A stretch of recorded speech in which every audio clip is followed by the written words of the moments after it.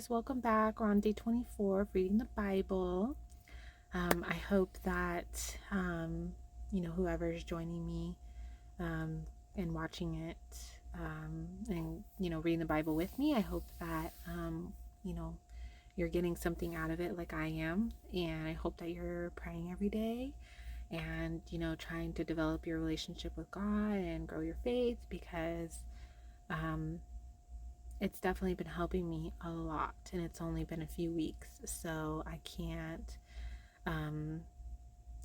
like it's only been a few weeks, but it's like I feel like my life is just already transforming toward a really good path, and so it's just really exciting, and I want that for others too. So um I don't really have a lot to say today because I'm not feeling well. My daughter was sick, and I think whatever she has been fighting the past couple days, I'm getting now. Because like my throat hurts and my voice kind of keeps breaking a little bit, and I have a headache, and so I'm doing the video now because I know that I'm slowly getting worse, and I know if I try to do it later, there's no way. I'm gonna be not feeling it. So, um, let's just get started then with today. So today it's continuing the ordinances that God was telling them yesterday. So there's more ordinances that are coming up. So that's what we're starting off with. So let's get to it. When men get in a fight and hit a pregnant woman so that her children are born prematurely, but there is no injury, the one who hit her must be fined as the woman's husband demands from him, and he must pay according to judicial assessment. If there is an injury, then you must give life for life, eye for eye, tooth for tooth. It's so wild to me that that's even an ordinance because God wouldn't be saying this if that wasn't happening back then, like men hitting their wives to make the babies born prematurely. That's so crazy to me, but ugh. Yeah, I definitely don't wouldn't have wanted to live um as a woman or at all during that time. Just seems very like a lot of barbaric things go on. Hand for hand, foot for foot, burn for burn, bruise for bruise, wound for wound. When a man strikes the eye of his male or female slave and destroys it, he must let the slave go free in compensation for his eye. If he knocks out the tooth of his male or female slave, he must let the slave go free in compensation for his tooth. Again, the fact that these are ordinances means that this was a regular thing. Like the masters were hitting their slaves so hard in the eye that they were like destroying their eyes and then knocking out teeth too. I just can't even fathom that. That's just gross. Ugh, I don't like that. These people were sinning. Man, oh my God, were they sinning? They were sinning bad. When an ox gores a man or a woman to death, the ox must be stoned, and its meat may not be eaten, but the ox's owner is innocent. However, if the ox was in the habit of goring, and its owner has been warned yet does not restrain it, and it kills a man or a woman, the ox must be stoned, and its owner must also be put to death. If instead a ransom is demanded of him, he can pay a redemption price for his life in the full amount demanded from him. If it gores a son or a daughter, he is to be dealt with according to this same law. If the ox gores a male or female slave, he must give 30 shekels of silver to the slave's master, and the ox must be stoned. When a man uncovers a pit or digs a pit, and does not cover it, and an ox or a donkey falls into it, the owner of the pit must give compensation. He must pay to its owner, but the dead animal will become his. When a man's ox injures his neighbor's ox and it dies, they must sell the live ox and divide its proceeds. They must also divide the dead animal. If, however, it is known that the ox was in the habit of goring, yet its owner has not restrained it, he must compensate fully, ox for ox. The dead animal will become his. When a man steals an ox or a sheep and butchers it or sells it, he must repay 5 cattle for the ox or 4 sheep for the sheep. If a thief is caught in the act of breaking in, and he is beaten to death, no one is guilty of bloodshed. But if this happens after sunrise, the householder is guilty of bloodshed. A thief must make full restitution. If he is unable, he is to be sold because of his theft. What? So if the same exact thing happens, but happens after sunrise, the householder is guilty of bloodshed. And then the thief must make full restitution if he has no bill. I don't understand that. What does it matter if it's night or day? If what was stolen, whether ox, donkey, or sheep, is actually found alive in his possession, he must repay double. When a man lets a field or vineyard be grazed in, and then allows his animals to go and graze in someone else's field, he must repay with the best of his own field or vineyard. When a fire gets out of control, spreads to thorn bushes, and consumes stacks of cut grain, standing grain, or a field, the one who started the fire must make full restitution for what was burned. When a man gives his neighbor valuables or goods to keep, but they are stolen from that person's house, the thief, if caught, must repay double. If the thief is not caught, the owner of the house must present himself to the judges to determine whether or not he has taken his neighbor's property. In any case of wrongdoing involving an ox, a donkey, a sheep, a garment, or anything else lost, and someone claims, "That's mine," the case between the two parties is to come before the judges. The one the judge condemns must repay double to his neighbor. When a man gives his neighbor a donkey, an ox, a sheep, or any other animal to care for, but it dies, is injured, or is stolen while no one is watching, there must be an oath before the Lord between the two of them to determine whether or not he has taken his neighbor's property. Its owner must accept the oath, and the other man does not have to make restitution. But if, in fact, the animal was stolen from his custody, he must make restitution to its owner.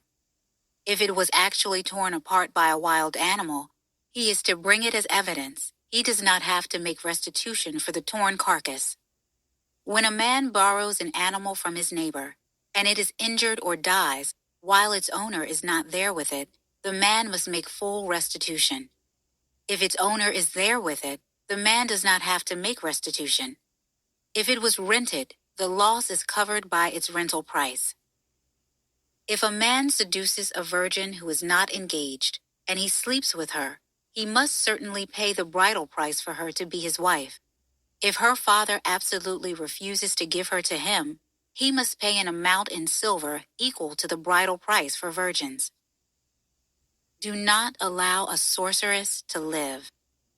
Whoever has sexual intercourse with an animal must be put to death. Whoever sacrifices to any gods except the Lord alone is to be set apart for destruction. You must not exploit a resident alien or oppress him, since you were resident aliens in the land of Egypt. You must not mistreat any widow or fatherless child. If you do mistreat them, they will no doubt cry to me, and I will certainly hear their cry. My anger will burn, and I will kill you with the sword. Then your wives will be widows and your children fatherless. If you lend silver to my people, to the poor person among you, you must not be like a creditor to him. You must not charge him interest. If you ever take your neighbor's cloak as collateral, return it to him before sunset, for it is his only covering. It is the clothing for his body. What will he sleep in? And if he cries out to me, I will listen, because I am gracious. You must not blaspheme God or curse a leader among your people. You must not hold back offerings from your harvest or your vats. Give me the firstborn of your sons. Do the same with your cattle and your flock.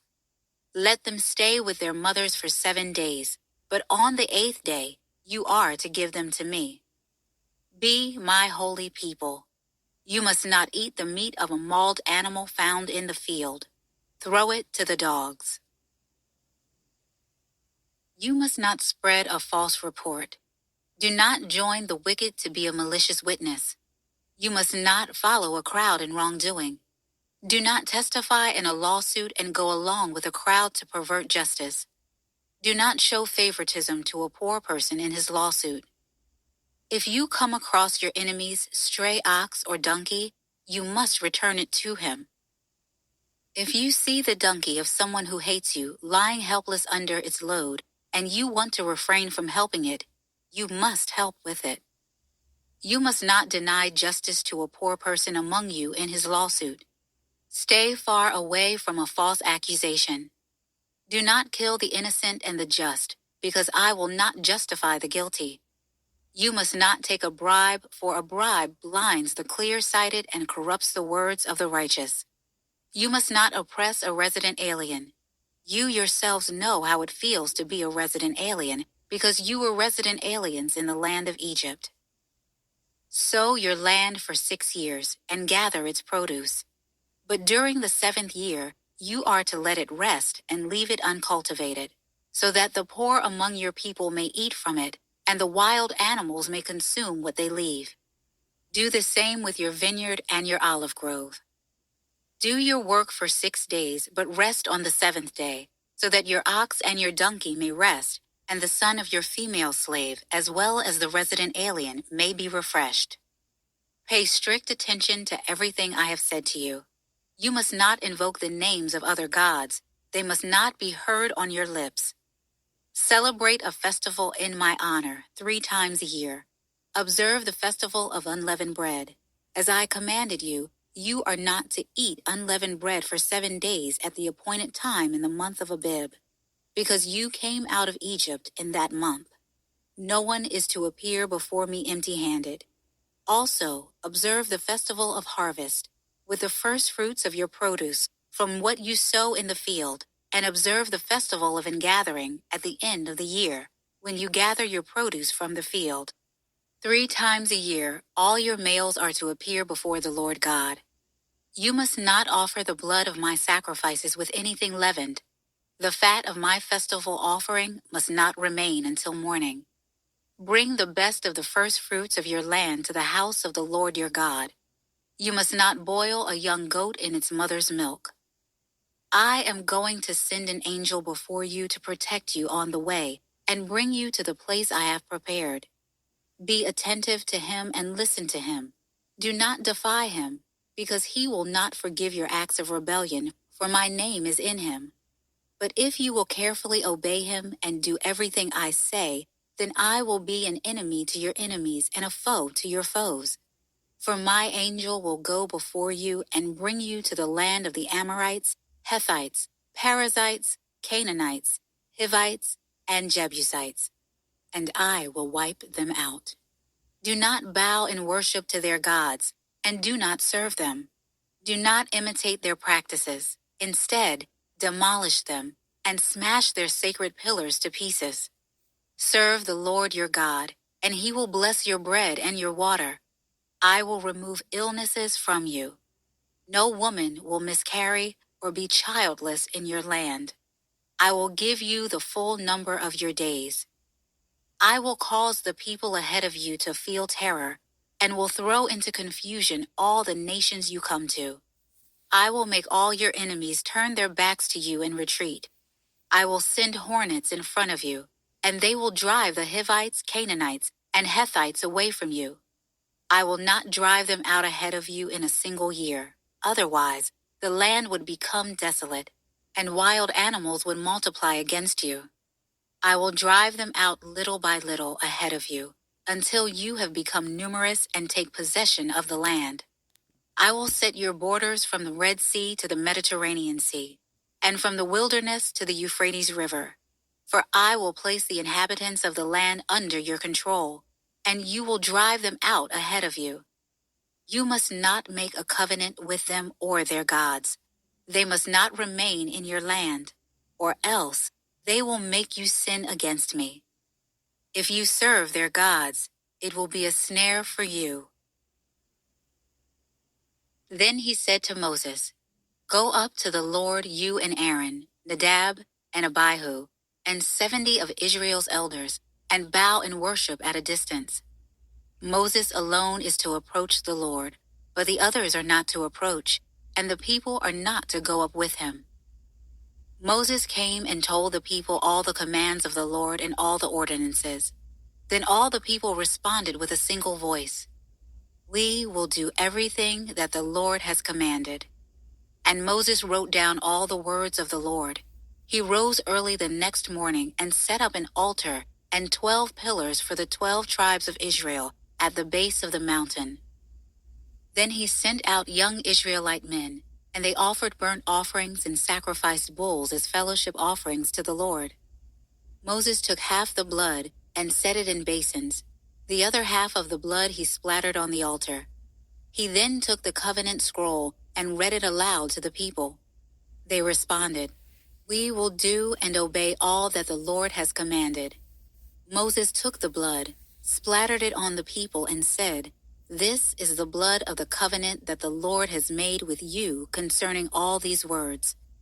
Then Moses went up with Aaron, Nadab, and Abihu, and 70 of Israel's elders, and they saw the God of Israel. Beneath his feet was something like a pavement made of lapis lazuli, as clear as the sky itself. God did not harm the Israelite nobles. They saw him, and they ate and drank. The Lord said to Moses, "Come up to me on the mountain, and stay there so that I may give you the stone tablets with the law and commandments I have written for their instruction." So Moses arose with his assistant Joshua and went up the mountain of God. He told the elders, "Wait here for us until we return to you. Aaron and Hur are here with you. Whoever has a dispute should go to them." When Moses went up the mountain, the cloud covered it. The glory of the Lord settled on Mount Sinai, and the cloud covered it for 6 days. On the 7th day, he called to Moses from the cloud. The appearance of the Lord's glory to the Israelites was like a consuming fire on the mountaintop. Moses entered the cloud as he went up the mountain, and he remained on the mountain 40 days and 40 nights. The Lord spoke to Moses, "Tell the Israelites to take an offering for me. You are to take my offering from everyone who is willing to give. This is the offering you are to receive from them: gold, silver, and bronze, blue, purple, and scarlet yarn, fine linen and goat hair, ram skins dyed red, and fine leather, acacia wood, oil for the light, spices for the anointing oil, and for the fragrant incense, and oxen along with other gemstones for mounting on the ephod and breastpiece. They are to make a sanctuary for me so that I may dwell among them.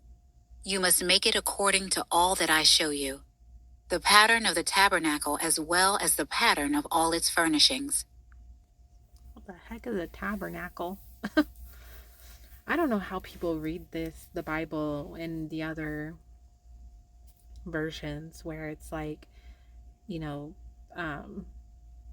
less modern translated. I'd have a rough time with that. But I'm sure at some point, I'm going to get my own Bible and I'll, try. All right, guys. Well, that was today's. Definitely makes me very glad and thankful that I do not live in that time, because sounds rough, especially for a woman.